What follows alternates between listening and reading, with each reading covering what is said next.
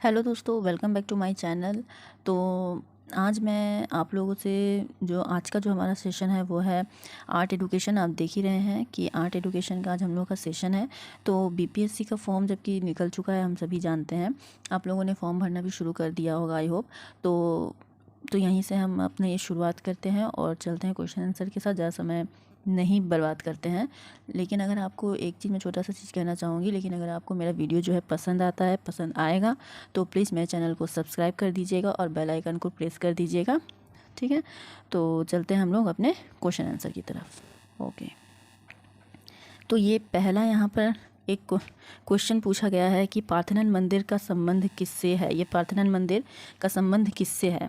तो हम लोग सभी जानते हैं कि पार्थेनन मंदिर का संबंध जो है एथेना देवी से है। एथेना देवी कौन है और ये पार्थेनन मंदिर है कहाँ? एक छोटा सा जो क्वेश्चन है, मैं आप लोगों को चीज़ों के साथ साथ एक चीज़ को इलाबोरेट करके ही बताऊंगी जहाँ से छोटा क्वेश्चन जो है बन सकता है। ठीक है, तो ये पार्थेनन मंदिर जो है, ये पार्थेनन मंदिर कहाँ पड़ता है? ये पार्थेनन मंदिर जो है पड़ता है यूनान में। ये एक यूनानी मंदिर है। ठीक है, और इसका निर्माण कब हुआ था? इसका निर्माण कार्य शुरू हुआ था 447 यानी 447 बीसी में। ठीक है, और इसका निर्माण कार्य कब ख़त्म हुआ था? तो निर्माण कार्य ख़त्म हुआ था 438 बीसी में। ये कुछ छोटा क्वेश्चन है जो आप लोगों का पूछ सकता है। ठीक है, तो ये है पार्थेनन मंदिर के बारे में। ओके, तब हम बढ़ते हैं बादामी मंदिर की ओर, बादामी गुफा की ओर। बादामी गुफा की किस शैली का प्रतिनिधित्व करती है? बादामी गुफा किस शैली का प्रतिनिधित्व करती है? यानी बादामी गुफा किस शैली में बनी है या फिर कौन से वंश के समय बादामी गुफा को बनाया गया है? तो चालुक्य वंश के समय जो है बादामी गुफा को बनाया गया है। ठीक है, बादामी गुफा कहाँ है? ये एक सबसे इम्पोर्टेंट क्वेश्चन बनता है, कभी कभी पूछा जा सकता है कि ये बादामी गुफा कहाँ पड़ता है। बादामी गुफा जो है हम सभी जानते हैं ये कर्नाटक में पड़ता है। ठीक है, एक बादामी नामक स्थान है, छोटा सा गांव बोल सकते हैं, जिसके नाम पर इस बादामी गुफा का नाम पड़ा। ठीक है, ये बादामी गुफा जो है, और एक चीज़ आप लोग यहाँ पे जानकर रखना होगा, बादामी गुफा जो है ये दक्कन के पठार पे है। ठीक है, ये कभी कभी पूछ लेता है कि बादामी गुफा किस पठार या पहाड़ पर बनाई गई है या किस पठार या पहाड़ को काट कर बनाई गई है। हम जब सभी जानते हैं कि बादामी गुफा जो है एक एकाश्म गुफा यानी एक ही पत्थर को काट कर जो है बादामी गुफा को बनाया गया है।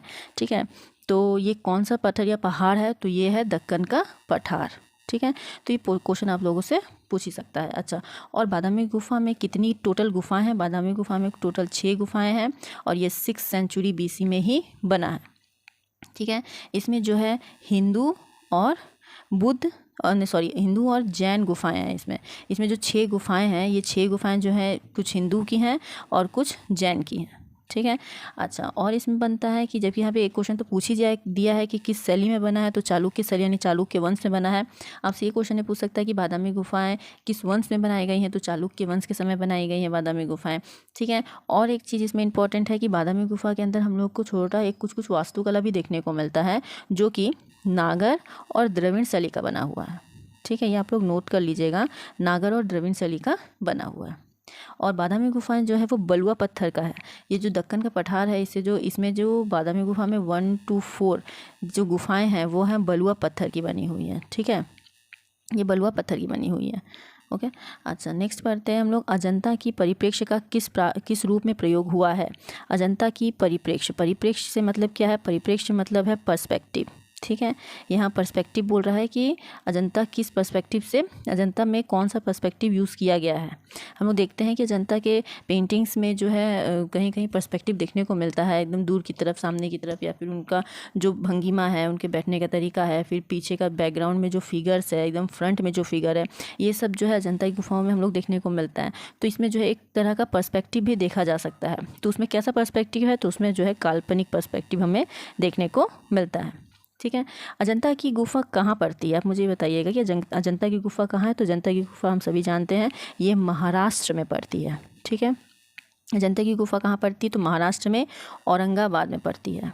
ठीक है, औरंगाबाद में जो है एक छोटा सा ग्राम है जलगांव बोल के, तो जलगांव से अजंता की गुफा जो है बहुत सामने है। अजंता की गुफा का और एक बहुत ही दिलचस्प बात यह है कि यह गुफा भी जो है दक्कन के पठार में है।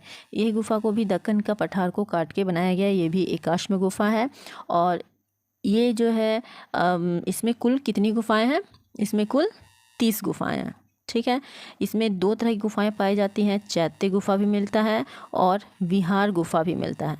अच्छा, आप लोग मुझे कमेंट में ये बताइए कि चैत्य गुफा किसको बोलते हैं और विहार गुफा किसको बोलते हैं। मैं यहाँ पे आप लोगों ने बताऊँगी, आप लोग मुझे कमेंट में बताइएगा चैत्य गुफा किसको बोलेंगे और विहार गुफा किसको बोलेंगे, ठीक है। अच्छा, और ये जो है 2 वंश में से बना था। इसका जो है 2 टाइम पे ये बना था, 2 चरणों में बना था, या फिर कह सकते हैं कि वंश भी बोल सकते हैं और इसको बोल सकते हैं हम लोग चरण। 2 चरण में अजंता की गुफाएं बनी थी। तो ये कौन कौन सी चरण थी? पहली चरण थी आपका सतवाहना डायनेस्टी। हम लोग सुने हैं सतवाहना डायनेस्टी। तो सतवाहना डायनेस्टी के समय पहला वाला बना था सतवाहना डायनेस्टी के समय, और दूसरा वाला बना था वाकाटका के समय। वाकाटका डायनेस्टी के टाइम पीरियड में दूसरा चरण बना था। तो पहला चरण जो बना था वो बना था सेकेंड सेंचुरी में, और दूसरा चरण जो बना था वो था फर्स्ट सेंचुरी में, ठीक है। ये पहला चरण है सेकेंड सेंचुरी, दूसरा चरण है फर्स्ट सेंचुरी। पहला चरण बना था सतवाहना डायनेस्टी के टाइम पीरियड समय में, और दूसरा चरण बना था आपका वाकाटका राजवंश के समय में, ठीक है। तो ये जो है पूछ ही सकता है आपसे कि अजंता की गुफा जो है किस राजवंश से बनी। जैसे कि बादामी का पूछ लिया है कि बादामी गुफाएं किस शैली में बनी, तो चालुक्य शैली में। ऐसे ही पूछ सकता है कि अजंता की गुफाएं किस शैली में बनी, तो अजंता की गुफाएं आपको दोनों ही, अगर ऑप्शन में दोनों रहेगा सतवाहना और वाकाटका, तो ये दोनों ही देंगे, और अगर कोई एक रहेगा तो यहाँ पे वाकाटका ही ज़्यादा मान्य रहता है। फर्स्ट और कब बना? सेकेंड टू फर्स्ट सेंचुरी इसको बोला जा सकता है, ठीक है। अच्छा, अब हम लोग नेक्स्ट चलते हैं। फिर आप पूछ रहा है यहाँ पे कि अजंता की गुफा का नाम पड़ा। अजंता की गुफा का नाम क्या पड़ा था? अजिष्ठा के नाम पे पड़ा था। अजिष्ठा नामक वहाँ पे एक गांव है जिसके नाम पर अजंता पड़ा था, ठीक है। अच्छा, अब आते हैं नेक्स्ट में कि कल्पसूत्र की दूसरी प्रति कहाँ रखी गई है। तो कल्पसूत्र की दूसरी प्रति जो है ये रॉयल एशियाटिक सोसाइटी मुंबई में रखी गई है। कल्पसूत्र क्या है जो बता, कल्पसूत्र क्या है? कल्पसूत्र एक जैन तीर्थंकरों का जैन ग्रंथ है, ठीक है। इसमें जो है पार्श्वनाथ, महावीर स्वामी इत्यादि की जो है जीवनी लिखी गई है, ठीक है। यही है कल्पसूत्र। ये एक प्रकार का पोथी चित्र है, पोथी चित्रण है बोल सकते हैं इसको। कल्पसूत्र के रचनाकार कौन है? कल्पसूत्र के रचनाकार कौन है? तो भद्र बाहु, ठीक है। कल्पसूत्र के रचनाकार कौन है? भद्र बाहु। और कल्पसूत्र को बोल सकते हैं कि कब लिखा गया था? कल्पसूत्र को भद्रबाहु ने जो है उनके मरने के करीब 150 साल बाद लिखा था लगभग, ठीक है। अच्छा, नेक्स्ट आते हैं कि जैन चित्र कागज पर किस शताब्दी में बनी थी? जैन चित्र कागज पर 13वीं शताब्दी में बनाई गई थी। हम लोग जानते हैं कि कागज़ का आविष्कार कब हुआ था? कोई बोल सकता है यहाँ पे कागज़ का आविष्कार सबसे पहले किसने किया था? तो कागज़ का आविष्कार सबसे पहले चीन में हुआ था। किसने किया था? तो कागज़ का आविष्कार सबसे पहले जो है काई लून ने किया था। काई लून नामक एक व्यक्ति था जिसने कागज़ का आविष्कार किया था चीन में, ठीक है। और कागज़ जो है भारत में कब आया?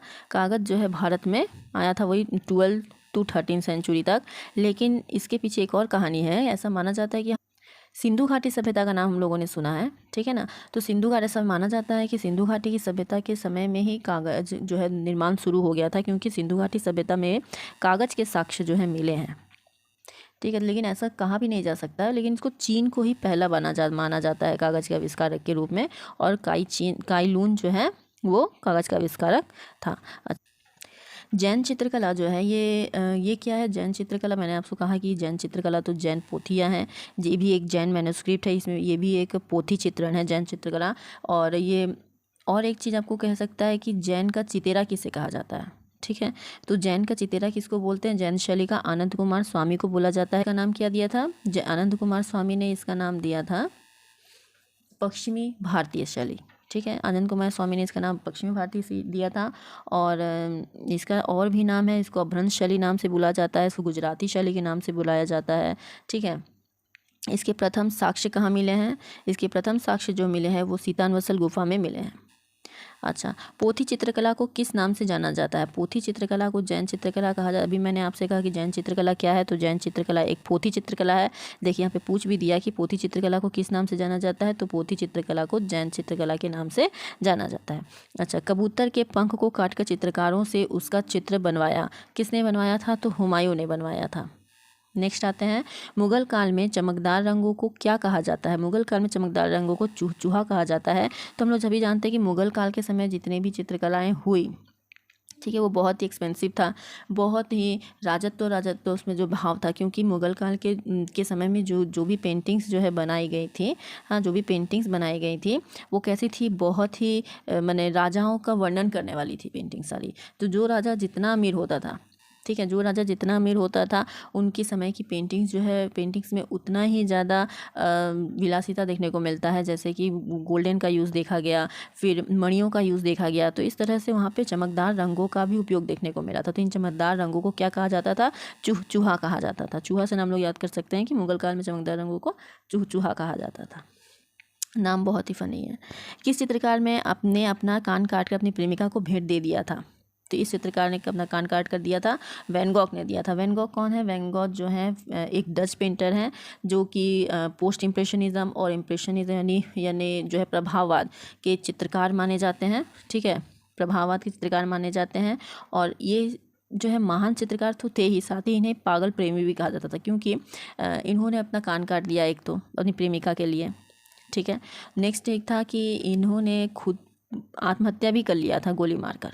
तो वैन गॉग एक तो महान चित्रकार भी हैं, ऊपर से इन्हें थोड़ा सा पागल भी कहा जाता है, क्योंकि इन्होंने एक तो अपने आप को गोली मार के हत्या की है, अपना कान काट के अपनी गर्लफ्रेंड को जो है गिफ्ट में भेंट दिया था। ओके, नेक्स्ट पढ़ते हैं कि डॉक्टर गैजेट चित्र किसने चित्रित किया था? डॉक्टर गैजेट चित्र जो है वैन गॉग ने चित्रित किया था। और वैन गॉग की डॉक्टर गैजेट के अलावा अगर हम लोग और भी चित्र देखें तो आ जाता है कि सूरजमुखी यानी सनफ्लावर, जो बहुत ही फेमस है, 1887 में बनाया गया था सनफ्लावर। ठीक है, आल्स और के शयन कक्ष जो है, तारों भरी रात यानी starry night, the potato eaters, cafe terrace at night, almond blossoms. ठीक है, और साथ ये भी आ जाता है कि पोर्ट्रेट ऑफ डॉक्टर गैजेट। ठीक है, portrait of doctor Gadget. Okay, Blue Rider group किसने चित्रित किया? ब्लू राइडर ग्रुप किसने चित्रित किया? तो फ्रेंच मार्क ने। ब्लू राइडर ग्रुप क्या था? ब्लू राइडर ग्रुप जो है जर्मन एक्सप्रेशनिज्म का आप लोगों ने नाम सुना होगा। मैं आशा करती हूँ कि आप लोगों ने सुना होगा जर्मन एक्सप्रेशनिज्म। ठीक है, तो जर्मन एक्सप्रेशनिज्म के समय में एक ग्रुप तैयार किया गया था, उसको कहा जाता था डेर ब्लाउ रेडर। ठीक है, राइटर, डेर ब्लाउ राइटर। तो डेर ब्लाउ राइटर को ही ब्लू राइडर के नाम से जाना जाता है। अगर ये भी एक क्वेश्चन पूछा ब्लू राइडर का दूसरा नाम क्या है, तो ब्लू राइडर को डेर ब्लाउ राइटर, रेटर बोलेंगे, रेटर। ठीक है, डेर ब्लाउ रेटर। ओके, तो नेक्स्ट पढ़ते हैं, जिसका आविष्कार किसने किया था? फ्रेंच मार्क ने किया था।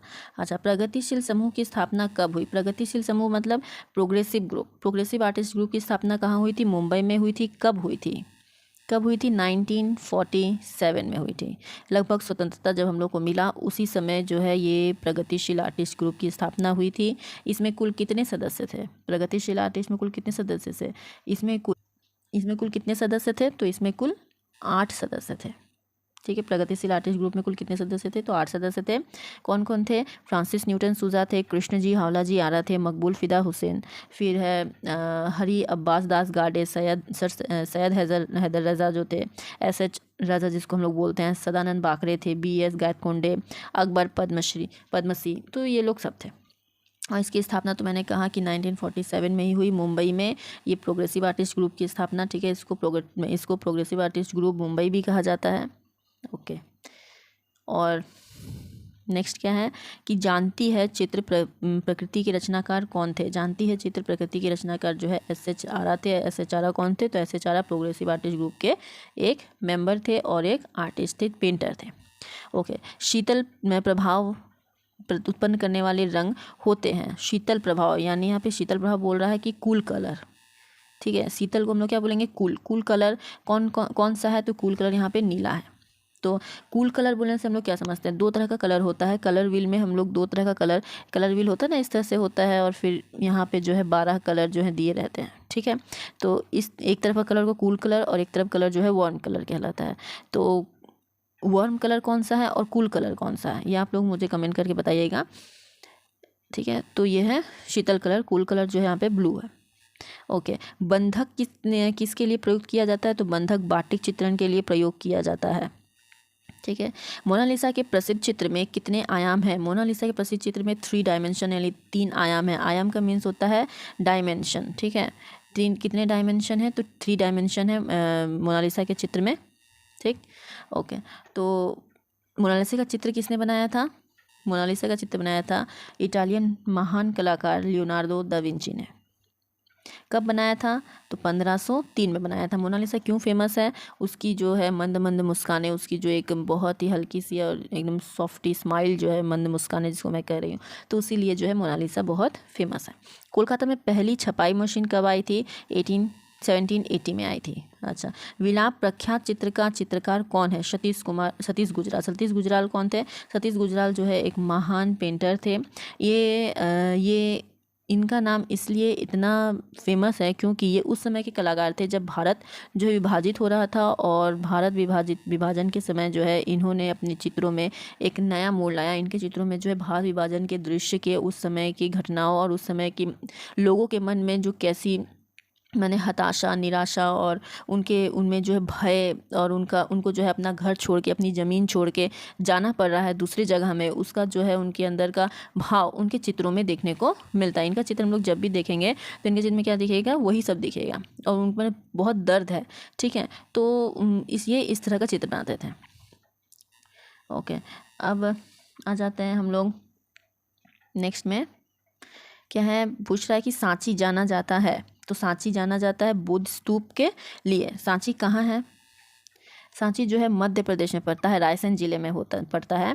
यहाँ एक पहाड़ी भी है सांची में, जहाँ पे छोटा सा सांची जो है स्थित है। ये एक बुद्ध स्तूप है, ठीक है, गौतम बुद्ध को समर्पित है यह स्तूप। ऐसा माना जाता है कि गौतम बुद्ध का जो उनका जो मैंने अवशेष है वो इसके अंदर रखा गया है, सांची के अंदर। लेकिन अभी है कि नहीं ये कोई कंफर्म नहीं बता सकता, लेकिन ऐसा माना जाता है कि बुद्ध के अवशेष जो है सांची के अंदर रखे गए हैं, इसलिए सांची स्तूप को इतना इंपॉर्टेंस दिया जाता है। और सांची स्तूप जो है ऐसे ही बहुत इंपॉर्टेंट है क्योंकि एक तो वो गुंबद की तरह इस तरह से है, ठीक है, कुछ इस तरह से है सांची स्तूप। हाँ, यहाँ पे आपको 4 तोरण द्वार देखने को मिलेंगे, ठीक है, 4 तोरण द्वार हैं इसके, तो इसलिए भी फेमस है। ये पूछ सकता है सांची में कुल कितने तोरण द्वार हैं, तो ये बोल सकते हैं आप लोग 4 तोरण द्वार है। सांची कुछ इस तरह का होता है, तो यहाँ पे एक है, यहाँ पे एक है, यहाँ पे एक है और यहाँ पे एक है, तो ये 4 तोरण द्वार जो है सांची में देखने को मिलते हैं, ठीक है। भगवान बुद्ध को समर्पित है। कब बनाया गया था? यह अशोक सम्राट अशोक के द्वारा बनाया गया था 3rd सेंचुरी BC में, ठीक है, 3rd सेंचुरी BC में बनाया गया था सांची। कहाँ है? तो मध्य प्रदेश में, रायसेन। ओके, कुतुब मीनार को बनवाया शुरू किया था कुतुबुद्दीन ऐबक ने। कुतुब मीनार जो है दिल्ली में।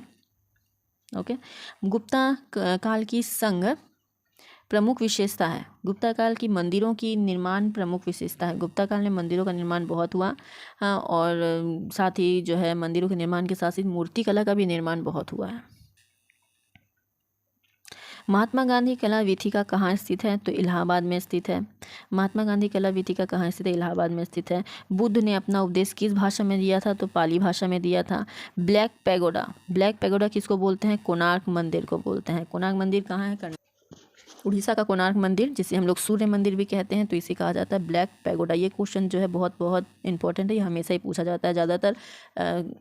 अच्छा, चौकपूर्णा लोक चित्रण कहाँ की परंपरा है? चौकपूर्णा लोक चित्रण क्या है? चौकपूर्णा क्या है पहले आप लोग मुझे बताइए। चौकपूर्णा जो है ये एक प्रकार का डिज़ाइन होता है, मैंने एक प्रकार डिज़ाइन नहीं है, इसको बोला जाता है आलपोना। बंगाल में इसको बोला जाता है आलपोना, वैसे उत्तर प्रदेश में इसको कहा जाता है अरिपना, चौकपूर्णा, ये सब इसको कहा जाता है। ये कहाँ बनाया जाता है? ये जो है बाहर की दीवारों पे बनाया जाता है, या फिर ज़मीन में भी इसको बनाया जाता है, गेट के सामने, तोरण के सामने भी इसको बनाया जाता है। और इसको कब बनाया जाता है? तो तीज त्यौहार में इसको जो है बनाया जाता है, ठीक है।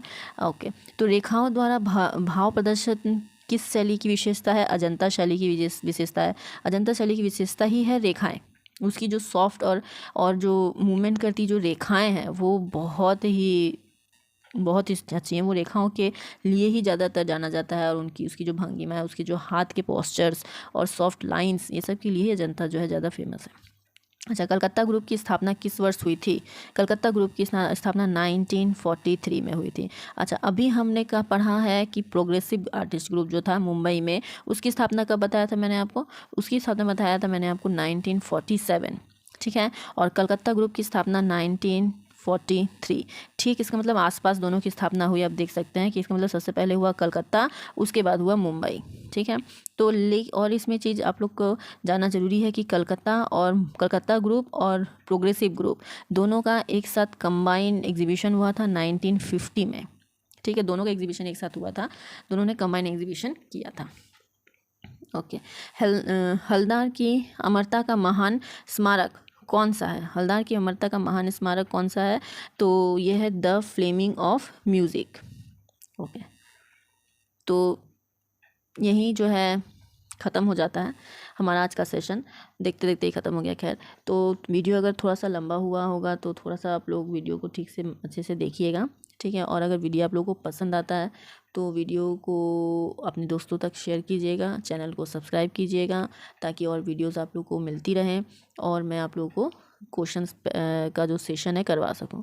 ठीक है, तो चलिए आज का सेशन यही ख़त्म होता है। मिलते हैं हम लोग नेक्स्ट वीडियो में। टाटा।